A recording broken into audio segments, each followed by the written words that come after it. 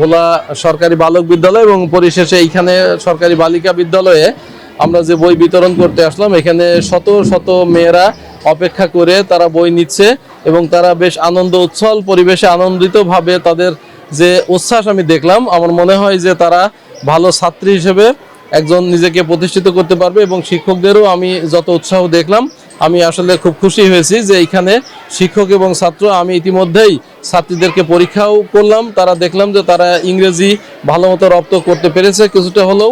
এবং আমি আশা করি এই বিদ্যালয়ের শিক্ষকগণ এই বিদ্যালয়ের ছাত্রীদেরকে আরও সুন্দর এবং যত্ন সহকারে মানুষের মতো মানুষ করে গড়ে তুলবে, এই প্রত্যাশা ব্যক্ত করছি। এবং জেলা প্রশাসনের সহায়তা সবসময় তাদের পাশে আছে।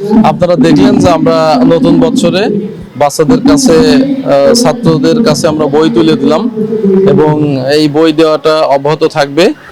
আর আমরা যে নতুন বছর তারা যেন ভালো করে লেখাপড়া করে সেই দিকে আমি আহ্বান করব। অভিভাবকদের প্রতি, আপনাদের প্রতি, সকলের প্রতি, শিক্ষকদের কাছে আমার আবেদন থাকছে এখানে তারা যেন ভালোভাবে তাদেরকে দেখভাল করে লেখাপড়া করাই। এরা মানুষের মতো মানুষের দেশের সেবা করতে পারে, বাবা মার মুখ উজ্জ্বল করতে পারে, সর্বোপরি তারা নিজেরা মানুষের মতো মানুষ হতে পারে।